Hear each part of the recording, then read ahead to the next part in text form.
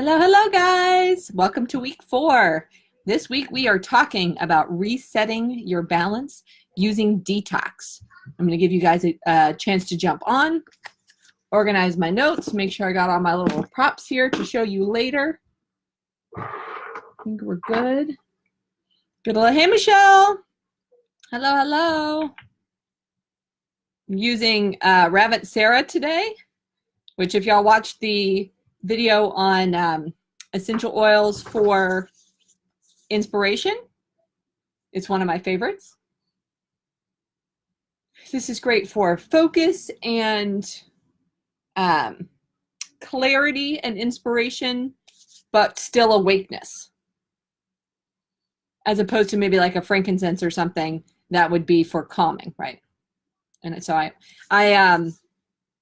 I've been really feeling the full moon energy. Yesterday I was so tired all day long, took the world's longest nap, and yeah, it just really felt like I needed a lot of releasing yesterday. Today I really needed some more awakeness and clarity. I've got my spirit guide palm bead on from Tracy, so that's helping me with some clarity here. But today, your Rabbit Sarah, Michelle? I don't know if you mean that or if you mean one of your crystals. But definitely needing all of the awakening and the clarifying things with the full moon energy, but also, you know, being aware that we want to keep the balance. So I try not to do too much if I'm feeling this way. Try not to overwhelm myself and like try and push through anyway, but allow myself to take naps, etc. Anyways, so I'm going to recap real quick the entire month, what we talked about, kind of to remind you guys while we wait for everybody to jump on and before we get started talking about hitting that reset button. So this has been a fantastic month, all about life balance, all about essentially doing whatever works for you to create the balance that you need in life in all of the areas, not just work-life balance, not just balancing your health, not just anything particular, but across the board, right? And we've looked at some really cool new things. The first week we talked about balancing energies. So we did male-female energy, inward and outward energy, yin and yang, all sort of the same thing, right, with different terms. And then we talked about undirected energy, that energy that's not really helping anybody. It's just anxiety, or it's just worry, or it's just something that is not going towards your goal, and it's not giving you anything useful. So we talked about grounding that, and really how to ground and then how to redirect it towards something actual, right? Week 2, we did our abundance crystal grid. We did our first crystal grid together, and that was so fun. And it has been amazing to see how that has worked. It's been working in weird and wonderful ways around here. Ideas that would never have come to me before have been coming to me. I feel like the lesson that I'm learning is not to worry so much about how financial abundance is going to come, but just put the effort in and know that it will. I've gotten financial abundance in none of the ways I expected, and in all of the ways I haven't expected. So, you know, what are you going to do? You just got to trust. So that was really cool. And then yesterday we charged those with the new moon energy, right? Charged our crystal grid and then any of the other crystals that we had either outside or in a windowsill with the full moon. And it was great to see everybody's photos that you shared, because I'm surrounded in New York City. I'm surrounded by all of these buildings, so I hardly ever get to see the moon. Tomorrow we're going camping, so I'll get to see the almost full moon, which will be great. But I almost always miss out on that, which is kind of a bummer. So thank you for sharing your photos so I can get that energy through those photos.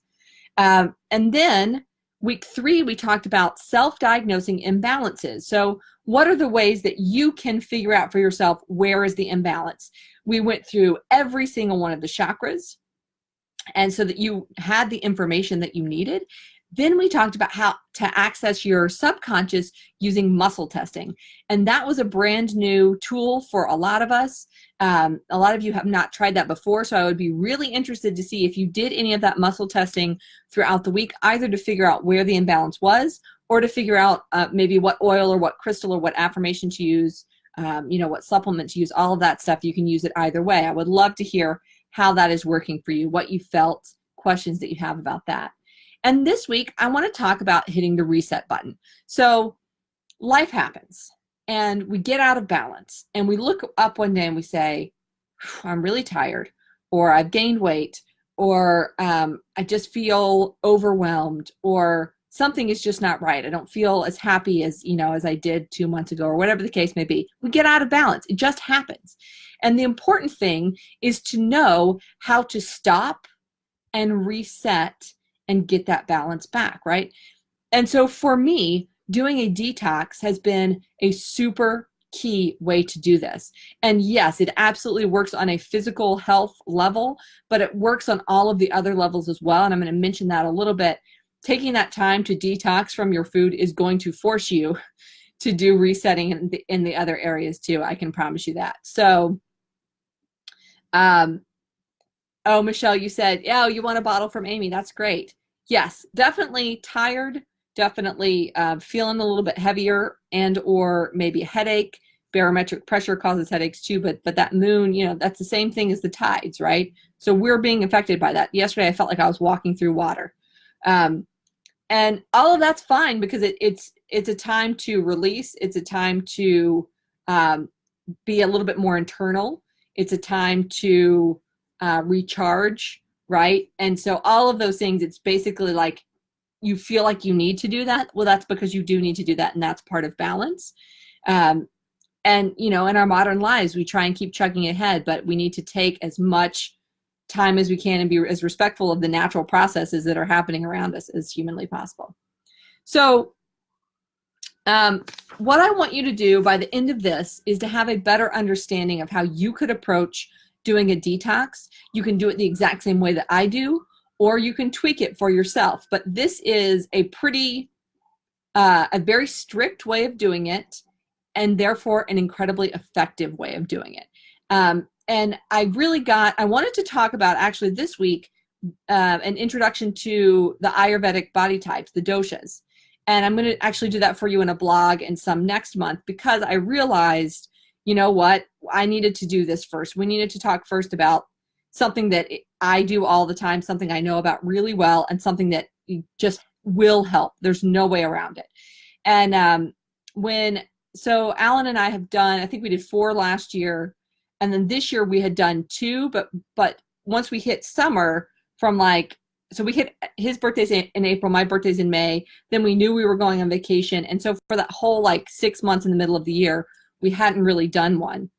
And I was feeling it by this past month. I was feeling a little bit more bloated, a little bit heavier, a little bit less clarity of brain, just all of the things, right? And so we both looked at each other one day, and at the same time, we were like, I think we need to do another detox. So we did. And anytime we do it, without fail, we both lose 5 to 10 pounds. We both feel like crap for a couple days and then have way more energy. We slim down. We are, therefore, have more energy to do things. Our digestion starts to function better. I don't get sick anymore. One or the other of us always gets sick while we're doing the detox, which we'll talk about in a second as well. But then it's just life just gets better every time. It's literally like up leveling. It's like playing, Mario and getting to that next level. And once you get there, it's really hard for them to have to send you back to the beginning. And so about halfway through this detox, I was like, I have to talk about it, even though it's kind of a lot and it feels a little bit overwhelming for me to fit it into an hour. And it may feel a little bit overwhelming for you to hear this all in the first hour. So I tried to stick to really the basics and not go into any of them too much in detail. But you can watch this back, you'll have access to it forever. So watch it again and again and again. And every time you do a detox, it's easier. You get new, different benefits from it. and you see benefits you didn't see the first time because your health wasn't at the level where you could get those benefits. So it just is the gift that keeps on giving. When we do a detox, we base it on a detox that I started doing in college, back in my college days, when the first time I was really, really unhealthy, was really not feeling good, had a lot of health issues. I mean, from like the third grade, from when I got asthma and when I got allergies and when I gained weight and when all that stuff happened, and I was just sickly throughout my entire growing up, basically. And in college was the first time that I reined in and I got a hold of my health, and I felt like I was in control of it. And that was all through doing this detox called the Maker's Diet, and then just changing the way that I ate going forward. So that's a 6-week process, 2 and 2 weeks. And I can't get Alan to do that. We both have very busy lives as adults. It's very hard, especially if you're social, to cram that in, right? So we've gone to a 21-day detox, and we have been stricter at the beginning, but we've made it not have to last as long. And I feel really, really good about this as a model that people can do. So if you know you have something coming up, you don't even have to go a whole month, 21 days, and you've seen a massive change, okay? So I'm just going to start from the beginning. What is the purpose of a detox? Essentially, what you're doing when you do a detox is you are pausing, halting all of the normal things that you're making your body do to give it some space to do these other important things. So what do I mean by that? Generally, you're eating a bunch of food that is hard to digest. You're taking in toxins. You're putting stressors on your body. When you do a detox, you stop all of those things. You stop putting things in your body that are hard for your body. And that now all of that energy is freed up to do other processes, including detoxifying, restoring, healing, rebuilding, rebalancing. So you can rebuild your gut lining. You can balance your hormones. You can rebalance your blood sugar levels. You can rebuild your immune system. And you can, obviously, you're going to lose weight as well. It's just kind of like a side thing from this. But it's basically doing all the things that your body is overloaded and can't do when we're putting all of these toxins into our body, okay? So it also helps you to restore proper taste function. And what you're going to do is suddenly at the end of this, you have different cravings than you had before, which is amazing. And that was one of the questions you guys asked is, how do you deal with cravings? Well, by the time you get to the end of this, it won't be nearly such of a problem as you imagine it to be.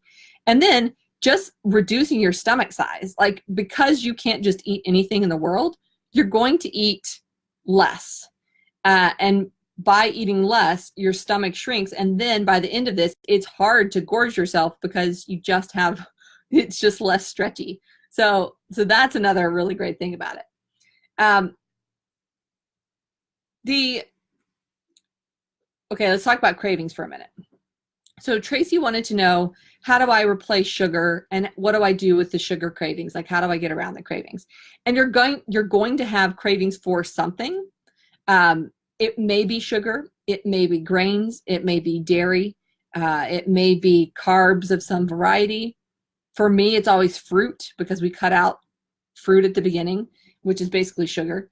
And so you're going to have cravings, but as you allow your body to remove the toxins, what you're doing, and you're stopping putting these back in there, you are allowing your microbiome in your gut to balance out. And your microbiome is all of the little bacteria that live literally from your mouth all the way down through your digestive tract. The entire digestive system is full of all of these little microorganisms, good, bad, ugly, and different, that are there to help you process your food that you're taking in and break it down into energy, okay? So they're literally eating the things that you're eating. They're a huge part of the digestive process. But the bad bacteria eats the bad food, and the good bacteria eats the good food. So when you're getting cravings, it's literally the bacteria in your body saying, we want more of that food, we want more of that food. So if you're craving a lot of sugar, then that's bad bacteria and yeast that are in your system that are craving that are literally sending chemical signals to your brain saying, we want more of this. When you starve those guys out, when you stop feeding them, when you kill them off, then they are no longer sending chemical signals and you're no longer craving that food. And once you're not craving that food, you don't have to eat that food. And when you don't have to eat that food, your health is up leveled, right? So that's huge. Now you're also feeding the good bacteria. And so those guys are sending more chemical signals. And so the chemical signals that you're getting are chemical signals for things that your body actually needs. So that's one major way that you rebalance, is by rebalancing your gut microbiome, the flora and fauna of your digestive system, okay? But you're not just rebalancing on that physical level. You're also tapping into your emotional health, because your emotional cravings, your emotional needs are tied to these physical needs, right? Those of us who are comfort eaters, right? We are stress eaters of carbs or oils or fats or sugars or something like that, right? Then that is tied to some sort of an emotion. When you remove that comfort, when you remove the sugar that you're using to soothe yourself in a stressful situation or whatever your emotion is, now you're left having to deal with this emotion. So this is the perfect opportunity for recognizing the emotions that you have that are trapped, that keep playing over and over in your body as part of this cravings cycle, and allowing you to work through them, allowing you to release them, so that you don't have this bond of an emotional and a physical need that are going together and creating these cravings, right? And it's also helping you to find another mechanism. So if you're angry, you need to work through that anger. And if you tend to eat chips when you're frustrated, that's me. If you get frustrated and you go and you eat a bag of salty potato chips, okay, well now you can't eat the bag of salty potato chips, so you're left to deal with that anger, and you're left to find another way to work through it. So now not only are you releasing the anger, but you also know when you get into an anger situation, something that will help you that is actually good for you rather than salty potato chips. So for me, that would be deep breathing. That would be using an oil like Believe oil or Release oil or frankincense or something like that, that's going to calm me down, going for a walk, talking it out, whatever the case may be. But because I've taken away my security blanket of the potato chips, I have to deal with it, and I have to find other ways that are healthier for me to deal with it, right? So that's the emotional rebalancing side of this, the resetting button side of this. And then the food that we eat also affects our mental health. And I bet you almost anything that you're not aware of the amount of brain fog you have until about 2 weeks in, when that brain fog is gone and you're thinking with a clear head and you're able to get things done in half the time. Suddenly you'll know how fogged you were before. If you think you're fogged, you're more fogged than you think. But when you feed this bad stuff to this bad bacteria, and they're sending all of these signals, all of that is a whole bunch of stuff that your brain does not need to be functioning. Those signals, the chemicals that are excreted once they eat it, right? They're basically their bacterial waste is a whole bunch of chemicals that also are not good for us. And you're just blocking up the system with a whole bunch of things that are not good for you. When you cut that out, when you stop feeding the bad bacteria, when you stop having to process these foods that are hard for you to process, all of a sudden your mental clarity will skyrocket. So that's an amazing thing. And then on the spiritual front, the spiritual balance, spiritual health front, we all know, because we've talked about this over and over again, the importance of frequency, the importance of vibration. Higher vibration, right, is going to give you a stronger sense of connection, stronger sense of inspiration, and a stronger sense of oneness with everything around you. What is a high vibration food? I know you can already guess that it is foods that are good for you. The lowest vibration foods that you can eat are basically anything that comes out of a package. Those are so processed that they basically have zero frequency. they have tested this, like cereal that comes out of a bag has a vibration of basically 0. So you're eating dead calories. You're taking in calories, but there's no vibrational integrity to that whatsoever. And so you're pulling yourself down. You're weighing down your vibration. And you're feeding these emotions that are not good for you, right? The whole thing is just a mess. So when you're detoxing and you're eating all these high vibration foods, you're also basically feeding your spiritual health, okay, in this way. So we're going to jump in now, and you guys ask me questions as I go through this. Jump in and ask me a question on the replay, because as I said, this is a lot of information, and some of this you may have heard before, and some of this may be totally new. So I'm going to take a sip of water, and I'm going to give you a second to ask any questions, and then I'm going to jump into what I don't eat during a detox.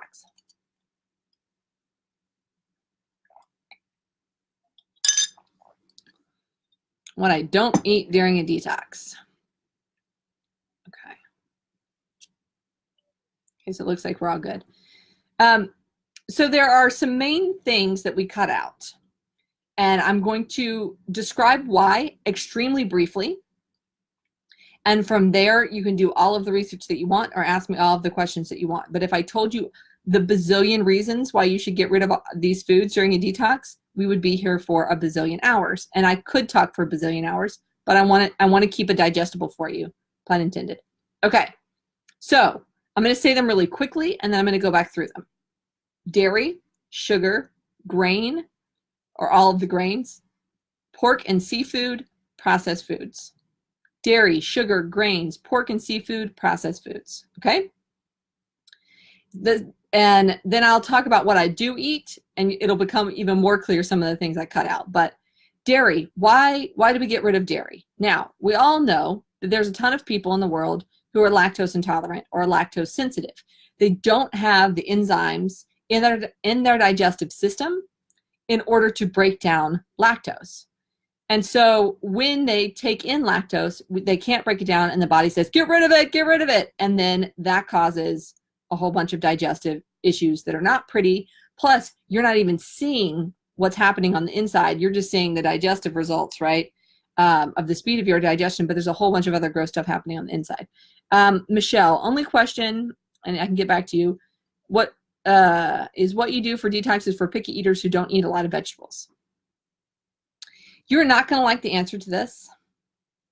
The only way to do a detox is to be convinced that your health is of primary importance, that getting all of the things that you want in life, right?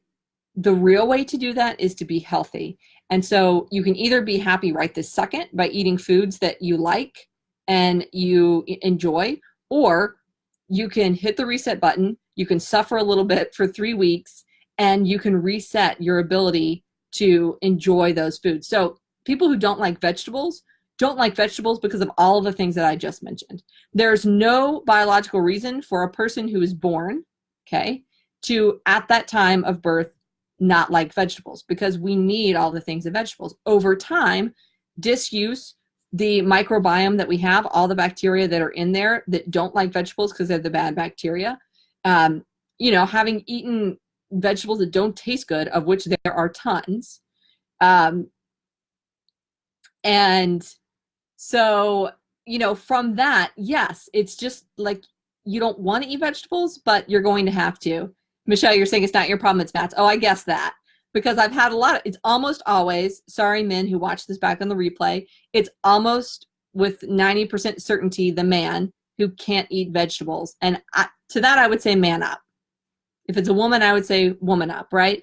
You need to eat vegetables. And if you're not eating vegetables, then you need to be taking the heck out of some supplements, or else you're just not going to have health. And so when you do a detox, they're not going to believe you. But by the end of this, just like when he doesn't like the smell of an essential oil and then all of a sudden he does, your taste buds are not going to like the taste of vegetables, and then all of a sudden they are.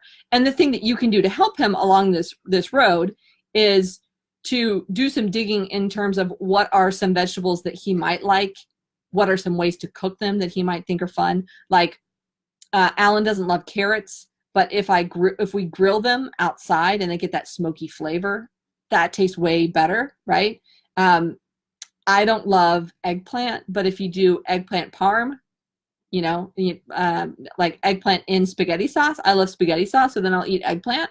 So it really, you have to be a little bit more inventive, creative in the way that you cook than just like the way that your mother cooked green beans, which probably didn't taste good. Do you know what I'm saying? There are ways to do it that taste good, and there are ways to do it that don't. That being said, the first time you do this detox, you're going to get this giant list of the foods that you can eat. So this is the nice answer. Now that I've given you the 7th grade English teacher answer, you're going to get this giant list of foods you can eat. And there are going to be foods that he likes and foods he doesn't like. And the idea of this is not necessarily to eat a perfectly balanced meal, as it is to stop eating bad foods. So if he needs to eat, you know, a lot of feta, which he can eat during the detox, because that's sheep's milk cheese. A lot of feta, a lot of berries, and you know, carrots, and a lot of meat, right? So no, for the rest of your life, you shouldn't eat that way. But what is important in this detox is to cut out all of the other junk. Hello, I'm back again. Okay, I'm gonna wait a second for everybody to jump on. I don't know what happened. It just cut it off.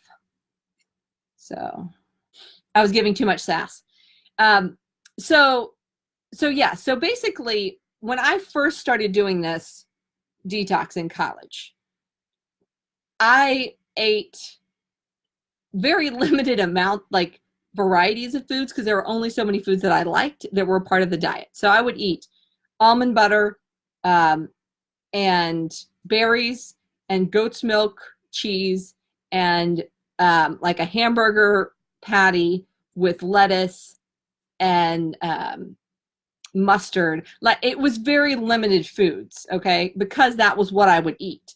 And so then every time I do it, now I love better foods more, and I know how to cook better foods better. And so once a quarter, when I do this detox, now we actually eat, like, I mean, Alan is a fantastic cook, and when I decide to cook, am also a fantastic cook. So through all of this, we've learned how to cook delicious, healthy food. So we actually eat more deliciously when we're on a detox, actually, than we do regular life, because in regular life, we can like order pizza or something, right? Which actually doesn't taste nearly as good as when we cook our own food. So that's a 2-part answer. Man up and eat some vegetables, and it's okay if you eat a limited diet, as long as you're cutting out the bad foods. Okay.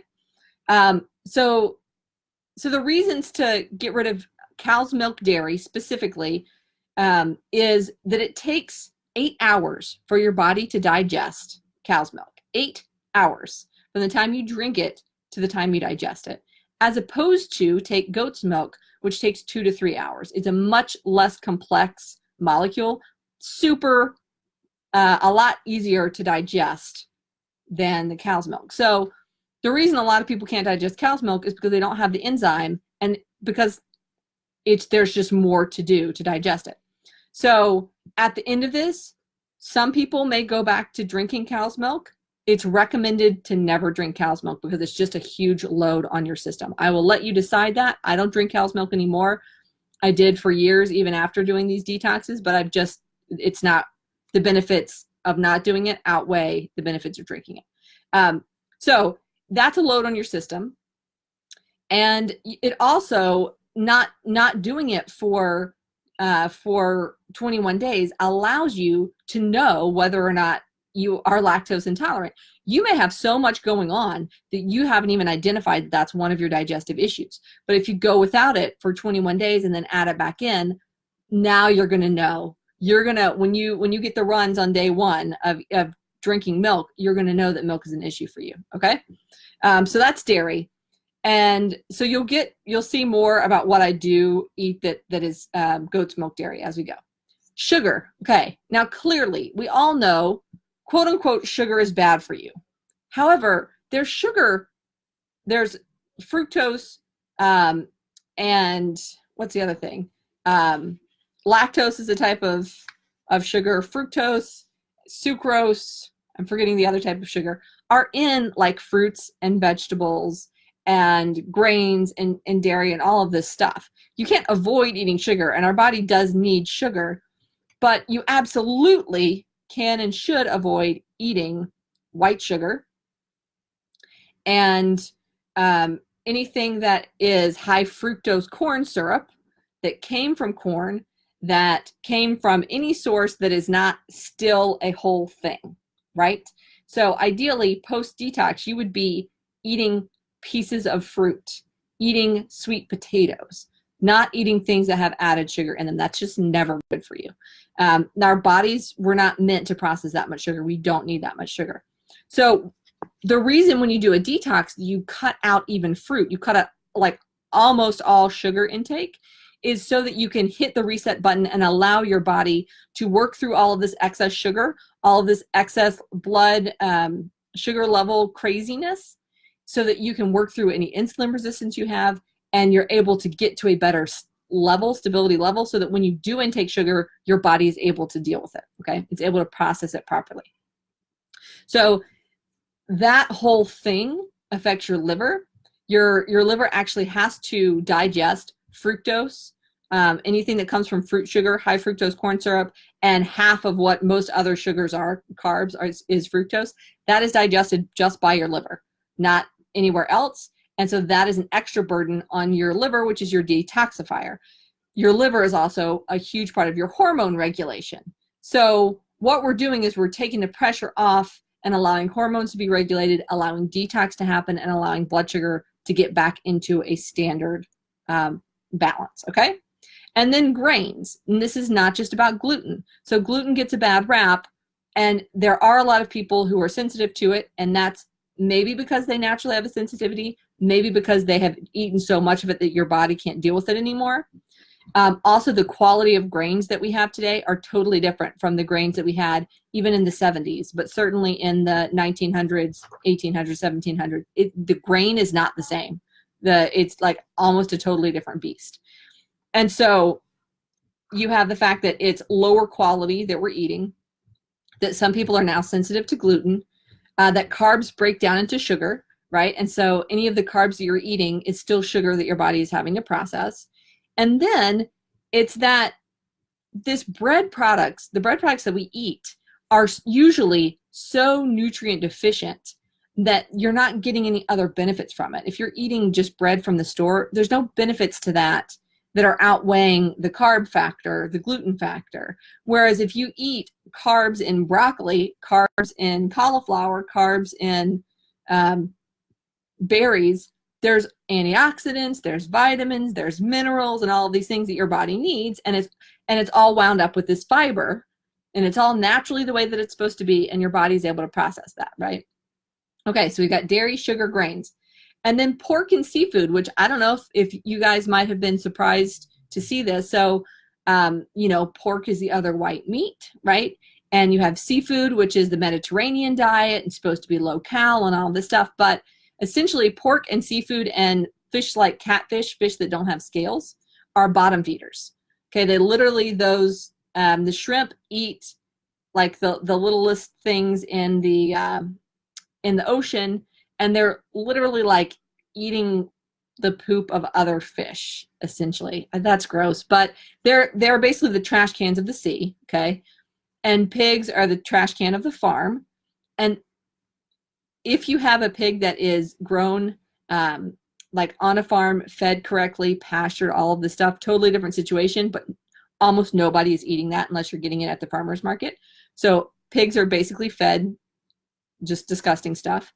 And then catfish literally feed on the bottom. And so it's getting all the like trash on the bottom of a river or a lake, okay? So it's not that like fish is bad for you or that white meat is bad for you. It's that these animals have all of these toxins in them, which you're trying to get rid of toxins during a detox. So you don't want to be taking them in, right? You don't want to be giving your body other things to process, like the chemicals and the waste products and the hormones and all that stuff that are in these, okay? And then the last kind of one is preservatives and processed foods. So there's basically no, processed food basically has almost no vibrational quality left to it. It also is going to be very high in sugar or very high in salt or high in chemicals that are meant to preserve it, which your body is not meant to process. Substances that they put in there that are addictive, that make us want to eat more and more of it, right? Think MSG, and all of these things that are just not good. So you really should eat as little processed food as humanly possible, as little packaged food as humanly possible. And this is your moment to really commit to that for 21 days.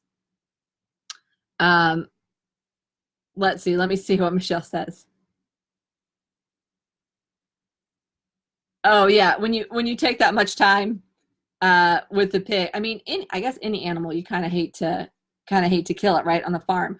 But like the slop that they would feed a pig in a pig mass pork situation, and a pig that's like eating apples that fell out of a tree and rooting around, in a natural, it's just totally different meat. The same thing. So I'll go ahead and say this too. You're on a detox, you are not eating conventional meat products. You need to be eating organic. And I would say you need to be eating grass-fed meat, grass-fed beef, because cows are not meant to eat corn, and that's what conventional cows are fed, and that totally screws up their entire system, which then screws up your entire system. So grass-fed beef, which you can get at Whole Foods, you can get at, so you can now probably get on Amazon. I don't know how that works, but Amazon and Whole Foods are the same thing now. And Trader Joe's, even Walmart has a whole bunch of organic stuff now. So grass-fed beef, organic free-range chicken, wild caught fish. Never, never, never, never, never, never, ever eat farmed fish. That's the same thing as eating shrimp and pork. They're basically just trash cans, except they're eating their own poop. Ew. So always wild caught fish. And sometimes this ups your price, but really because so many people are convinced that this is important now, it doesn't up the price by much. It's still very, very affordable to get grass-fed beef at Trader Joe's or Whole Foods, and to get wild caught fish. Okay, so yeah, Amazon. I mean, I don't know how Amazon is doing any refrigerated product. Maybe they're not. I don't know, but Amazon owns Whole Foods now, or they work together, or whatever. So there's Fresh Direct would be another way that you could get it, right? So if you have a farmer's market, if you have a farm near you, I seriously think you could look online and have them, and also have it shipped from a farm, like freezer packed and shipped. But I'm almost positive that if you go to these days, if you go to like Target or I don't know, Food Mart or whatever, they're going to have an organic version because so many people are eating this way. But anyway, if you go to a farmer's market, it's not going to say organic, okay, because that is so expensive for them to get labeled. They don't have the money for that. You just talk to the person and you ask them how they treat their animals, and you trust them and you eat that food, right? So if you're anywhere out in the country, it's actually, in some ways, it's easier to get better meat than it is to get better meat, in a suburb situation, because even what they call organic might not be as good as what came from a real farm. Okay, so now that I've told you all these things you can't eat, and that's sad, and you're wishing that you could, what do I eat? Okay, so I'm going to break this down into week 1, which is the strictest, and then the things you add in week 2 and week 3. You're going to want a piece of paper. I will try to say this a couple of times. If I have time, probably not this weekend because I'm going out of town, but next week maybe I'll write it down. Because this is not, I have in the past told you guys to just go get the book, The Maker's Diet, but we've adjusted it so much that I think it's just easier to go with what I have to say, so I'll write it down for you guys. So for meat, what can you eat? You can eat wild-caught fish that are, and that could be like river caught, so like rainbow trout or something, might be easier to get in our area up here. Wild-caught salmon, wild-caught mahi-mahi. If there's a Costco around you too, we get a lot of our meat at Costco. They have grass-fed beef and they have wild-caught fish. by the way. And so wild caught fish with scales. So basically don't eat catfish. Don't eat, oh, what's it called? I'm going to remember it later. There's this one fish that everybody eats that's always farmed. Anyway, make sure it's wild caught. Grass-fed beef. You can also eat venison. So if you know somebody who, yeah, Sam's Club, I bet they would. I know it's kind of like Walmart and Target, right? But I bet you these days that they would. What was I saying? Venison. If you know somebody that hunts, wild venison is way better for you than any conventional meat product. And my family eats it all the time, and I love venison. Can't get it up here really, but okay. And then free range organic chicken, free range organic eggs. So we're basically thinking organic and wild is what we're going for meat. Okay. Nothing that is preserved. This means no hot dogs, no sliced meats, no deli meat, no canned tuna, canned, salmon, canned whatever, no salami. So no processing, just raw meat. And so that's the meat category, right? Wild organic is what we're going for. Okay, fruit. The only fruit that you can eat for this first week, and you may just go cold turkey. I now make it 7 days by the skin of my teeth, eating no fruit whatsoever. For many people, that's hard because that is one source of easy energy through sugar. But so berries, blueberry, raspberry, blackberry, strawberry. If it has the word berry in it, you can eat it. Lemon and lime. Lots of lemon water, lots of lime water. Okay. So basically, if it has berry in it, or if it's a lemon or a lime, you can eat it. That's it for fruit. That makes it very easy. If it doesn't have the word berry in it, you can't have it. And that is because the high antioxidant content, which is helping with detox, and then the lower sugar of those than the other fruits. Okay. For dairy, you can have goat cheese and you can have sheep cheese, which is manchego or feta, but make sure that it says sheep's milk cheese because they make cow's milk feta, which actually doesn't taste very good anyway. But most of the time, if you go, like if you went to Sam's Club and bought feta and looked at the side, if it doesn't say sheep's milk cheese, it's actually cow's milk. So it needs to say sheep on it somewhere. But sheep and goat, which is super easy to digest, okay? And then for fats and oils, okay, if it says the word vegetable on it, throw it away. If it says the word canola on it, throw it away. You don't even want to eat it post-detox. That stuff is terrible for you. But you can have coconut oil, olive oil. What am I missing in terms of those? Avocado oil, butter, grass-fed butter or ghee, Ghee, which is basically clarified butter. And this, it can be from cows, and there's a reason for that, because it's the fat, not the protein, essentially. So it's easy to digest. And then coconut milk. So coconut oil, olive oil, those are the two easiest ones. You can just stick with that, or you can also do grass-fed butter. And then canned coconut, which has a little bit of natural sweetness to it. I make soup with that all the time. Delicious. Smoothies too, right? Okay. And then for veggies. So this is a long list because there are a lot of veggies that you can eat. All your leafy greens, broccoli, asparagus, cabbage, cauliflower, squash, beets, Brussels sprouts, celery, eggplant, cucumber, garlic, tomato, onion, peas, mushrooms, peppers, string beans, avocados. I think that's it. So it's easier for veggies if I tell you what not to eat, which would be corn, any potato, white or sweet, and soy, and any type of bean. If it says the word bean in it, except for string bean, don't eat it. So corn, white and sweet potato, soy, and beans, avoid those for the first week, okay? But all those other salad greens and, garden veggies, eat all of those to your heart's content. And if you take away sugar for someone, suddenly carrots taste really good. So carrots, even beets taste better. Peas, which you can have, those green peas, they start to taste really sweet when you can't have any other sugar. And then let's see what's next. Nuts. Okay. So only raw almonds and raw sunflower seeds, or raw almond butter and raw sunflower seed butter. I don't love raw almonds. They're not my favorite, but I do like raw almond butter. Or you could just skip nuts altogether for this detox, because you can't have any roasted, even unsalted, no roasted nuts, okay?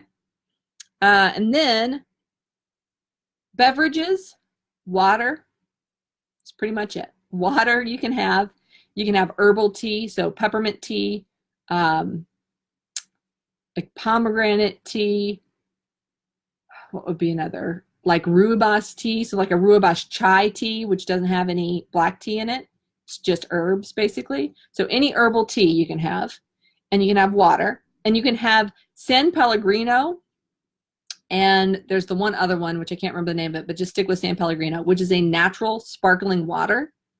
But nothing else is just a sparkling water, because it's not natural minerals. It's just CO2 that they pump into it. So basically water and San Pellegrino and herbal tea is all you can have. San Pellegrino with lemon in it tastes amazing. Just get your own lemon juice and pour in there. Okay, and then what else? Condiments. You can have salsa, tomato sauce if it doesn't have any sugar added to it, sea salt, spices, apple cider vinegar, guacamole, mustard, and then omega-3 mayo, which I feel like is a little bit of a cheat, but go for it, whatever. If it makes your life better, that's one cheat's okay. So apple cider vinegar and olive oil, or balsamic vinegar and olive oil and some spices, that's your salad dressing, because you can't have salad dressing from the store because it's got all this other stuff in it. But we don't even eat that other stuff anymore because our salad dressing tastes better. So you can put a little mustard and balsamic vinegar and olive oil and like all of your spices that you would put, into your into spaghetti sauce. That is a delicious, very, very delicious salad dressing. Okay. Whew. That was a lot. So that essentially, if you think about it, you're eating wild and organic meat, berries, goat cheese, all the veggies you want except for corn, potatoes, and beans, coconut oil and olive oil, and water, and like salsa, guacamole, all that stuff, okay? So if you think about that in terms of like, pretend you're not depriving yourself, pretend you just decided to sit down and have a meal, you can have a delicious meal. I basically just told you that you can have spaghetti with spaghetti sauce on top of spaghetti squash, right? Because you can have squash, and you can have a side salad. You can roast some carrots. You can have you can put mushrooms and carrots and peppers in your pasta, right? You can eat deliciously, and for like 1 or 2 meals, it doesn't feel like detox. It's not detoxing. It's just eating good food. But after about 3 or 4 or 5 or 6 or 7 meals of that, your body starts to go through withdrawal from all of the crap you've been eating, right? And so that's what makes a detox hard. It's not this food, because this food is delicious. So it's the fact that you're going to feel like you're being deprived because of all of this stuff that your body is screaming out for, because it's in withdrawal, just like if you quit drinking, or just like if you quit smoking. And speaking of that, no alcohol. I know we don't have a whole bunch of drinkers really in this group anyway, but no wine, no liquor, no beer for 3 weeks, all right? Because that has to be digested by your liver too. Okay, what do you add in week 2? In week 2, it gets a little bit easier. You can now have sweet potatoes, which are going to taste amazing. Promise you that. You can have sweet potatoes. You can have apples and oranges, which are also going to taste amazing at this point. You can add beans if you want to. We never eat beans, but a lot of people do, and it's a good like money saver. White beans, black beans, kidney beans, navy beans. Those are the only ones. White, black, kidney, and navy beans. And then you can add coconut water. which has some sweetness to it. So coconut water and apple cider vinegar in San Pellegrino is super delicious. And you can have, what else did I miss? Raw walnuts, hazelnuts, Brazil nuts, and pecans. So now your nut game is a little bit more interesting, right? Having some pecans makes it seem a little bit less sad during snack time. Okay, so in that, for week 1, you could have up to a tablespoon of honey. I tried to stick to a teaspoon or even none for like the first 5 days, but I've done this a while. The first times I did this, it was like I had that whole tablespoon, and maybe I did a teaspoon 3 times to get my tablespoon, but like to have that in my morning coffee or my morning herbal tea or whatever was clutch, or else I just felt like I was going to die from not having sugar. And so, you know, if you're in that beginning place like I was the first time I did this, then like go ahead and have that honey, but it needs to be raw honey, raw, unheated honey that you can easily get on Amazon. Super easy to get on Amazon. And then in week 2, you can have up to 2 tablespoons of honey, and you can add stevia. And I love stevia, also super easy to get on Amazon. Really easy way to sweeten things without having sugar. It doesn't have any calories to it, and it tastes sweet, but it's just a plant that has a sweetness to it. So stevia in your coffee or in your tea, or in you can have chia seeds too. So chia seed pudding, which is, I'm going to try and give you guys as we go over time, and as Alan starts his business, which will be very exciting, some more of like practical, this is what we eat, because we eat this way pretty much all the time. And I'm not often the chef. And so having him kind of give you recipes is good, but I do simple stuff all the time. So I'm going to try and share that with you guys too. But anyway, so 2 tablespoons of honey and some stevia you can have now in week 2. So it's not seeming so bad anymore. Now you can have some apples and oranges, and you can have a little bit more honey. Then week 3, you can start having roasted nuts. Now it feels like normal life. If I can have some roasted nuts, I feel like, okay, the world's okay, right? Roasted nuts, including peanuts and cashews at this point. And then you can have all the beans now: pinto, red, garbanzo, lima, black-eyed peas. And that's pretty much what you add in week 3. So because we've condensed this, we're still pretty restricted in some senses at the end of 21 days. What I think is that at week 4, okay, you could add back in banana, papaya, mango, all those fruits that I haven't mentioned, melons, right? All those fruits, but really try not to do any of that all the way through this 21 days, because they are so hard on your liver. And then you can add some ancient grains: quinoa, spelt, barley, sprouted grain. Ideally, your life would be lived on sprouted grains. It would not, and quinoa, it would not be lived on store-bought bread. But at least give yourself 21 days free of that. Then once you start eating it, you'll just naturally see how your body feels, okay? And then cow's milk, yogurt, and cheese. So now bring in not cow's milk. Don't day 22 drink cow's milk, or else your system is probably going to revolt on you. Try some cow's milk yogurt or some cow's milk cheese. See how you do with that. And then from there, decide whether or not and how much dairy you want to add back in, okay? Questions so far? I'm going to take another drink of this. We have a lot more to go. So if you can hang on with me, hang on with me. I knew this was going to be a long one.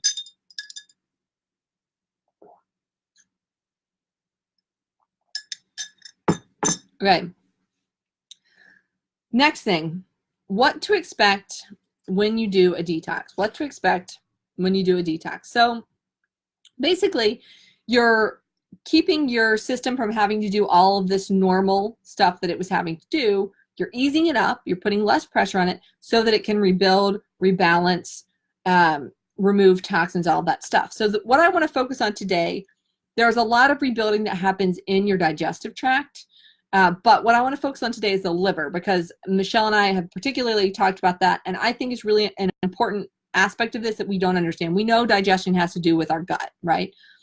But it's frequently overlooked the role that the liver has to play. And when we're talking about detox, it's really the most important player. Okay.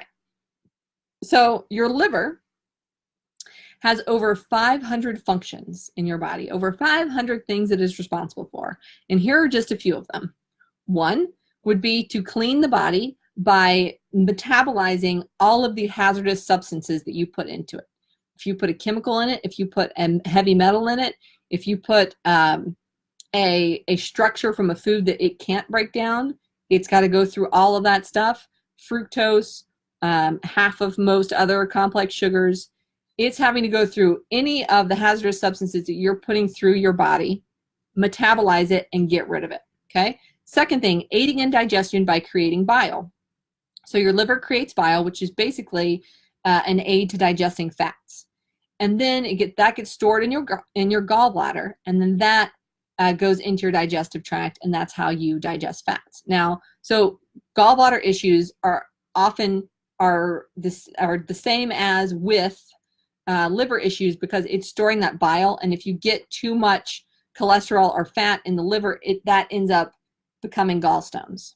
Okay, so creating bile, regulating your energy by metabolizing things, right, and by hormone-related functions. It is really important to your thyroid and many of your other glands and hormones in regulating things, as well as in regulating your blood sugar levels. Okay, that's just 3 of them. There are other functions like all of the medicine that you metabolize. The first place that medicine goes is through your liver. So if you're taking Tylenol, if you're taking Advil, if you're taking a blood pressure medicine, if you're taking a medicine for depression, if you're taking a medicine for your heart, the first place that goes is your liver. Some of those are really hard on the liver. And if your liver is not functioning well, then you're not getting the percentage of the medicine that the doctor thinks you're getting. Okay. And also, as I've mentioned several times, fructose. Now, this was the last one that I really understood. So that's why I keep mentioning it, because I think a lot of people don't realize fructose, which is not just in high fructose corn syrup, right, which is terrible for you, but is in all fruit. That specifically, that type of sugar has to be metabolized in your liver. So if you're like me and you weren't eating a lot of foods that were bad for you, but you were making up for that by eating a ton of sugar, I was still putting a heavy load on my liver and was seeing liver issues and couldn't figure out why. And finally I realized, okay, I need to cut back on the fruit, because even though fruit's not bad for you, our body is not meant to eat as much as we're eating. Okay, so what happens if your liver function is compromised? If you do have a liver problem, then what happens?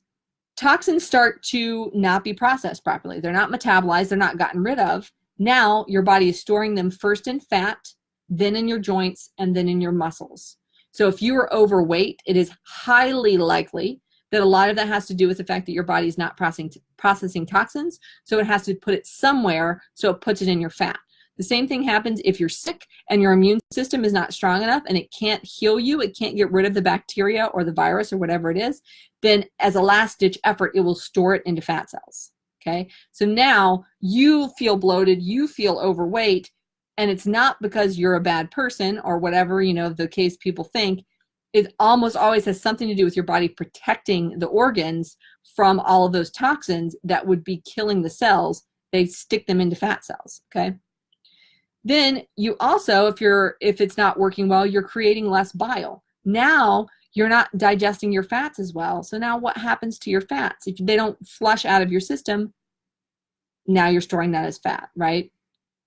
Then you end up with a fatty liver where excess fat is stored in your liver, and now your liver is functioning even worse because its functioning room is taken up with fat, and your fat gets stored all around all of those other abdominal organs to protect them: your heart, your stomach, your gallbladder, your liver, your pancreas. All that stuff is just marbled with fat as a protective mechanism that your body is doing to keep the stuff that's in the fat from getting into the organ. And all that is weighing you down. If your liver gets fatty, it's really big. It's like all here, right? Your liver. It starts pressing up on your heart. It's not functioning as well in terms of your blood sugar. So that can lead to insulin resistance and eventually to diabetes or pre-diabetic conditions, higher blood pressure, what's the word for that? Triglycerides, like so many things that happen when your liver is not functioning properly. But the beautiful thing about the liver is that it's actually one of the only organs, if not the only organ, that can totally regenerate itself. If you have at least like 25% functioning liver, it can regrow itself. And so you may, on the bad side, you may have a significantly decreased liver function, but you don't know it because your liver is constantly trying to regenerate itself. On the positive side, given time, given a rest, your liver will get back to its full function, which is an incredibly important function in your body, right?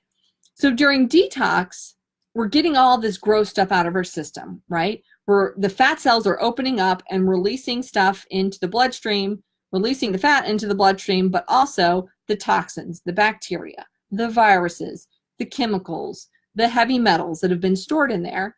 And all of that has to get processed through your digestive tract and out of your system, right?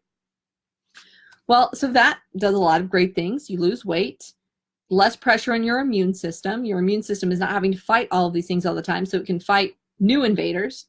Less pain in your joints because you're pulling the toxins out of your joints. And also because you weigh less, right? So less weight on your joints. An improved function of all of these different organs, hormones, your heart, your blood sugar levels, all these great things. But to get all those toxins out of your system, you are asking your liver to do more than it's already doing. Your liver is already processing all the stuff you're giving to it. Now you're saying, all right, liver, I want you to process the food I give you and all of these toxins that need to get out of my system. So it's actually harder for your liver when you're detoxing than it is when you're living your normal life, because in your normal life, when you're just eating bad stuff, your body's just storing it in fat cells, okay? When you're detoxing, your body is trying really hard to get rid of it. It has the time, it has the opportunity, it realizes this is its moment, get rid of all this stuff, but it's got to go through your liver.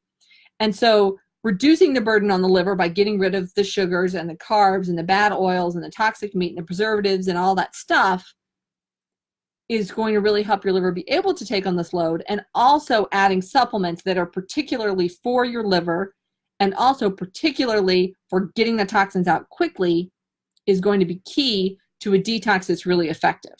All right. So how do you support your liver? Ask me any more questions about that before I get to the next part. So do you understand the way the liver works? Any questions about how your liver works and about why this is more of a load on your liver than usual, because you're actually having to process more toxins because you have all this built up? Okay, questions about that?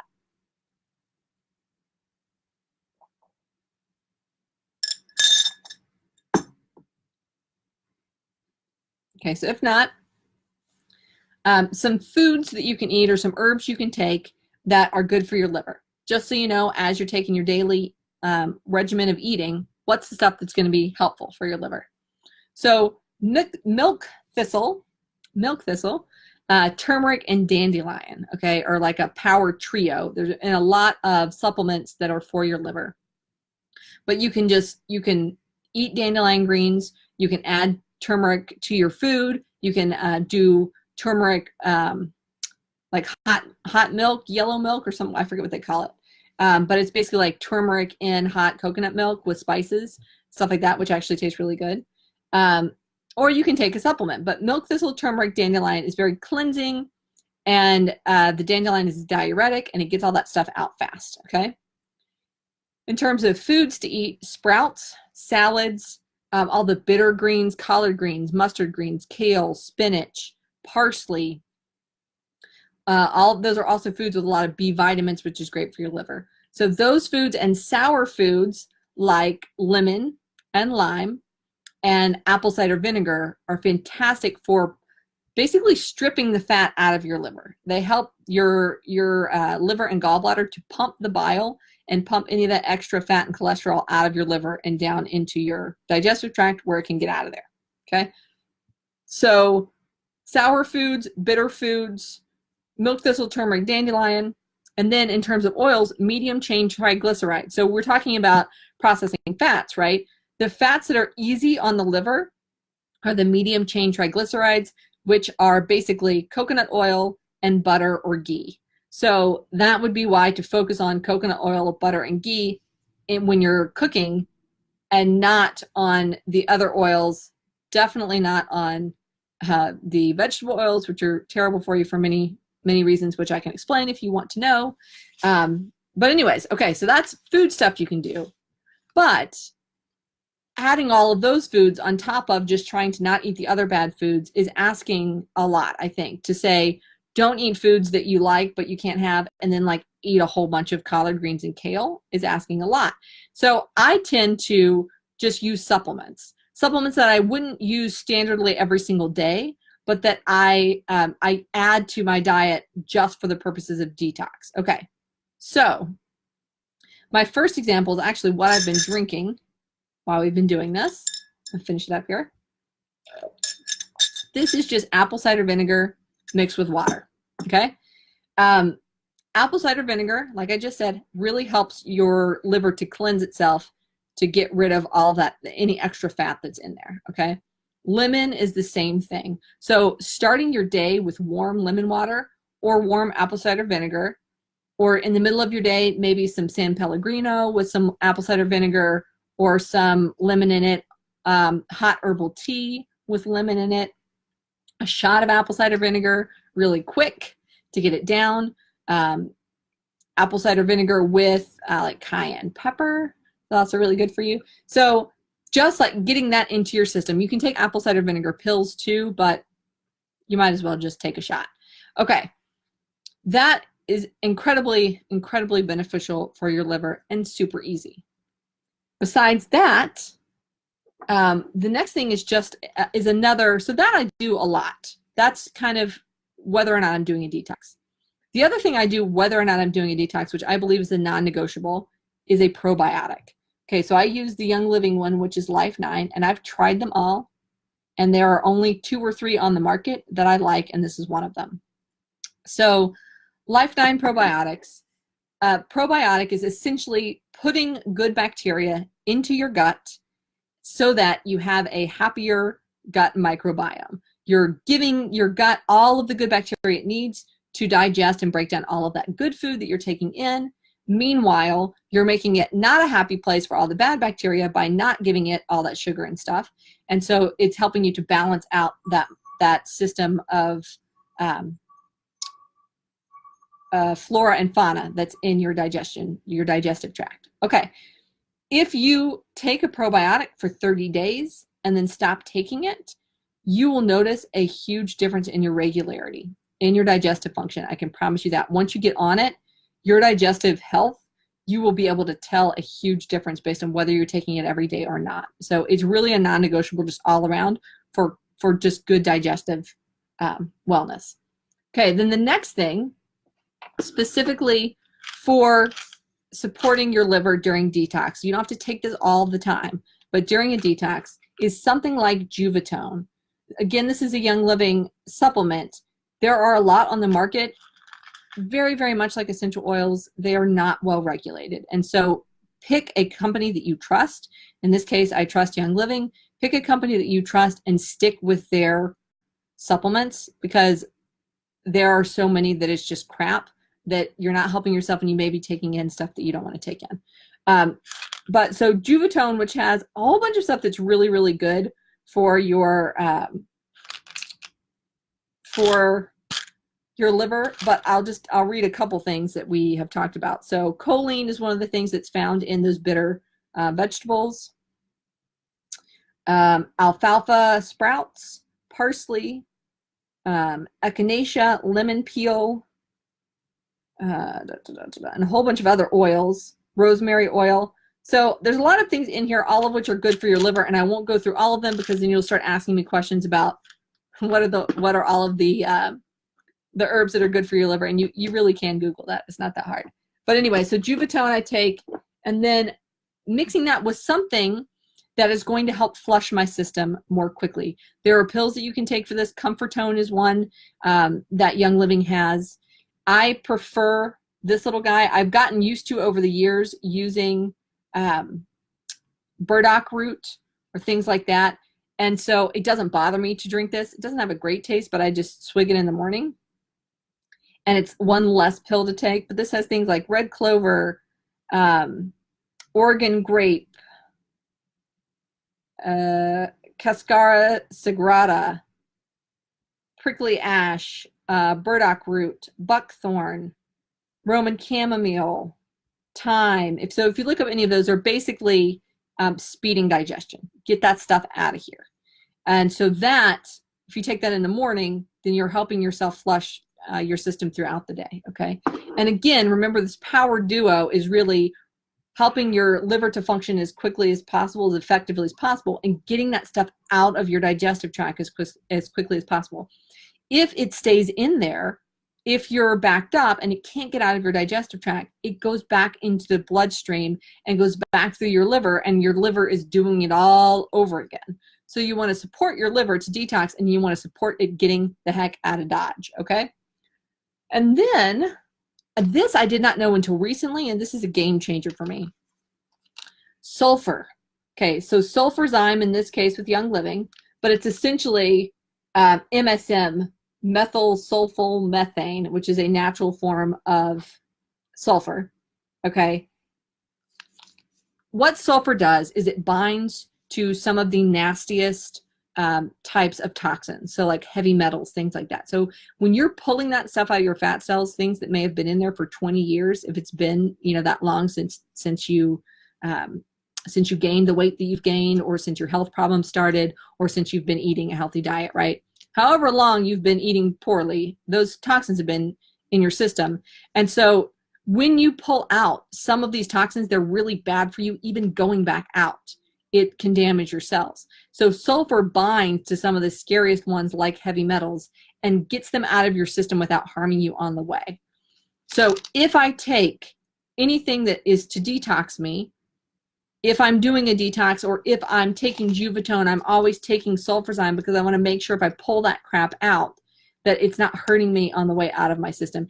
And I'm kind of just now realizing this as I'm saying this. I didn't have nearly so many detox symptoms this time, having taken this for the past couple months whenever I kind of ate healthier, right? But then really taking it every day while we were doing our detox. I didn't have nearly so many detox symptoms this time. And I usually, the first like 5-6 days are really bad. I'm just going to go ahead and say that I bet this has something to do with it, because when you feel the gross detox symptoms, that's just the bad stuff going through your system again. What was the last one? Oh, the last one I don't have. The bag is giant. I got a giant bag of it, so I don't have it. But I store it in here, just as powder. This is diatomaceous earth, which I got from diatomaceousearth.com after researching several of them, and that one to me looked really reputable. I don't know a ton about all the different companies, but that was the one that looked the most trustworthy, and it's working. So diatomaceous earth, which is basically diatoms, which are little bitty microscopic, or tiny anyway, organisms that are like thousands of years old, and they break down over time naturally into diatomaceous earth. You may have heard this in terms of gardening, because it's actually really good for soil, but there is a food grade that you can take, much like activated charcoal, which is incredibly good at scrubbing. It has silicon dioxide in it, which is basically quartz. It's what quartz is made out of. So it has a scrubby effect on your gut lining. It also, just like silicon dioxide does, it will get into your joints and your ligaments and all of that connective tissue, and is very regenerating to connective tissue. So, you know, your gut and the joints and all that stuff where the toxins are coming out, building that back up. And because of the scrubby mechanism, and because of kind of the clumping thing that it does to toxins, it helps you move stuff out of your system as well too. So if you're doing something like burdock root, rahemogen, right, those sorts of herbs, and then diatomaceous earth, that's going to help you move stuff out of your system very well. Some people, when they start a detox, everything starts coming out very quickly, right? Your digestion speeds up. The opposite is true for me. If I'm not very careful, then I can get really backed up, and that's really, really not good, because then all of those toxins that I'm pulling out of my fat cells are now just in my bloodstream. So it's very, very important that you are making sure that the mechanism of your digestion is working smoothly for this whole thing, okay? Now, two things that I wanted to mention, I'm not really adding, but I'm replacing. So replacing sugar with berries and honey and stevia. If you are just having the world's largest sugar craving, grab some frozen berries. Frozen berries are like the only way I can afford to eat berries because real berries are so expensive now. But frozen berries, a smoothie with some coconut milk, something. Grab some berries, get some hot tea, some of that herbal tea, and put a teaspoon of honey in it. And week 2, grab some stevia and put that in some coconut milk. Put that in some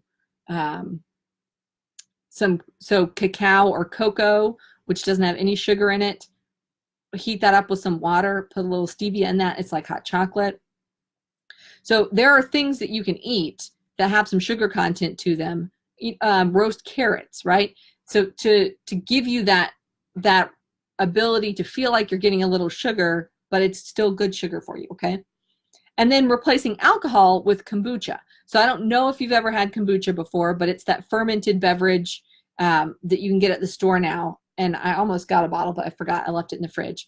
But kombucha is kind of weird for some people. I love it. I think it tastes delicious. There's a ginger one that's really yummy. It's great for digestion. There's a cayenne one if you like spicy stuff that's really great. I think that the lavender one tastes really yummy. So there are several of them that don't have any added sugars in there. And GTs, G as in George, T as in Thomas, that brand doesn't use added sugar after they make the kombucha. So if you drink kombucha instead of drinking alcohol, you get that kind of like calm feeling that you might be trying to get from wine at the end of your day. But that fermented aspect of it is incredibly good for your digestion, incredibly good for your liver, okay? So, this is a long one. So that is what I use. We've got sulfur to bind up the toxins on their way out, diatomaceous earth, and something that has those burdock root and other sorts of herbs that speed your digestion, a probiotic, apple cider vinegar and lemon juice, and then something that has your liver supporting herbs in it, okay? So you've gone to all this trouble. You've done this detox. You followed the protocol that I'm telling you. How is that going to help you balance post-detox? That's what I want to end with. Once you have tracked how you're doing throughout this entire thing, you will have so much information about your particular balance needs that you wouldn't have had otherwise. So as you go through, what I think you should do is track very specifically a few things, and that will tell you a lot about yourself. So if you take week 1, every day, if you write down what were the cravings that you had, what were the detox symptoms that you felt? Maybe it was a headache, maybe it was being cranky, maybe it was being irritable, feeling overwhelmed, feeling tired, or a craving for sugar, craving for bread, craving for oil, craving for salt, whatever it is, right? Write down whatever those are. And at the end of week 1, see what all of those things were. And not just the food cravings and not just the physical symptoms, but the emotional stuff too, because we all know that's tied back to our food, right? And you may discover that you have anger management issues that you were just managing with food. But if you take your comfort away, now you've actually got anger management issues that you need to deal with another way, right? Or anxiety issues or whatever the case may be. And then week 2, as you add in new foods, how does eating sweet potato make you feel now? How does eating an apple make you feel now? Does it feel like a sugar rush? Does it feel totally fine? What does it do to your digestive process, right? And the same thing at the end of week 3, any of that stuff you added, how does your body deal with it? And then obviously in week 4, if you start adding back in grains or dairy or sugar, any of this stuff, what happens to your body? Be hyper aware and not afraid of the truth of what happens to your body when you eat these things, because it's your body telling you whether they can handle it or not. After a long time of doing these detoxes of eating very healthily, I can handle sugar much better than I could 10 years ago. I can have a chocolate chip cookie and the world is not going to come crashing down around me. I can eat ice cream once a month and it's fine. That's way less than most people eat, but I couldn't do that before at all. So because I've gotten to the point where I'm regulating better, I can actually add some sugar into my diet. I have discovered, however, that the older I get, the less well I do with dairy. So I am a lot more careful about eating cow's milk cheese. I just kind of don't. I just eat feta because my body just does not deal with it well. I can also do grains better than I could before, but there are a lot of years where I really had to sprouted bread or nothing because I really just couldn't handle it. So just, be aware. And every time, if you were to do this detox twice a year, that second time, there are some things that maybe you realize, actually that is worse for me than I thought. Or, hey, when I added that back in, that wasn't so bad this time. So the one thing is, if you have been very, very curious, if particularly dairy was bad for you, or if gluten was bad for you, something like that, if you think maybe you have a food allergy, then you really need to go 120 days without eating this, because so everything in your body, the cells renew themselves, right? You get new cells over time. And your bloodstream, your actual blood cells renew, all of them have renewed within 120 days. So the way that your blood cells are taking all of this stuff to your different cells, right? You're getting new ones after 120 days. So now you don't have that stuff in your system. You really don't have dairy flowing through your system. You really don't have gluten flowing through your system after 120 days. Then if you add that back in and you feel like crap, okay, you really shouldn't be eating it. Or if you add that back in and you feel totally fine, oh yay, good news, you don't have a problem. So I did this with dairy once. And I think I made it 120 days, either that or like 110, 115 or something. And then when I ate cheese, cow milk cheese, I was like, nope, clearly. All right, never mind. And I really haven't eaten it since then because I don't have a desire to eat it anymore. It's just gone because I got it all the way out of my system. Okay, so now after the detox, now you're in a much better balanced point. You've allowed your body to regenerate. You've allowed your blood sugar to get better. You've allowed the toxins to get out of your system. So now they're also craving different things. Your body, your taste buds, things taste different. If you eat a sweet, it tastes really, really, really sweet, like too much.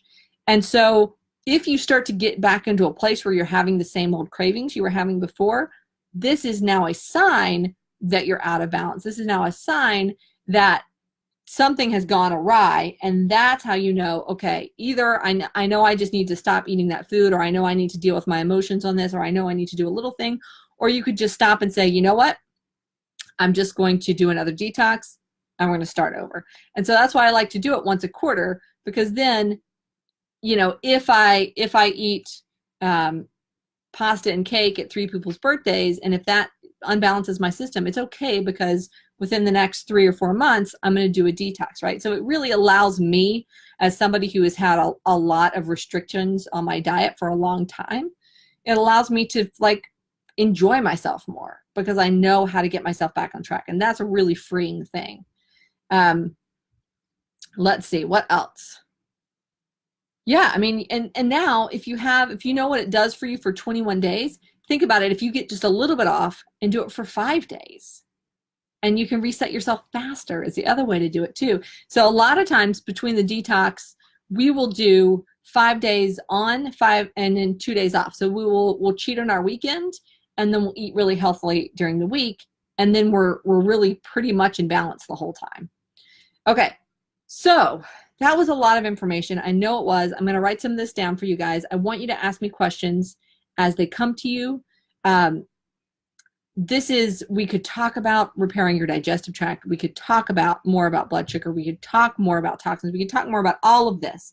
But this is really the 101, and enough for you to understand why it's so important. And really, once you do it, it's just like, duh, that was so helpful. Like I said, so I'm now the lowest weight that I've been probably since I was 13.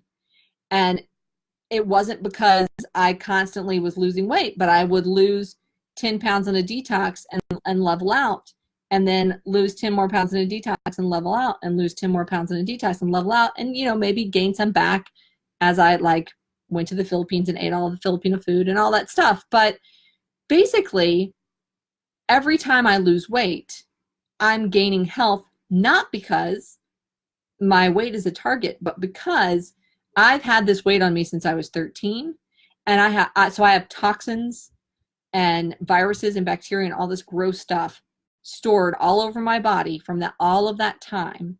And so every time I'm able to release the stuff out of those fat cells and flush it out of my system, I have less stuff weighing my immunity down, weighing my digestion down, keeping me from having allergy issues, and keeping me from having, hormone imbalance issues. It's basically just every time I flush out toxins, I'm another notch up in health. So it really, really, really is across the board incredibly helpful for you. I just want to end with a couple of housekeeping notes. So this was our last week of Balance Month, which is fantastic and exciting. And I hope you guys got as much out of it as I did. This was really fun for me to talk about balance from a not just work-life balance standpoint, but really dig deep into some different issues. Next month we're going to talk about the power of gratitude, the true power of gratitude. It's Thanksgiving month.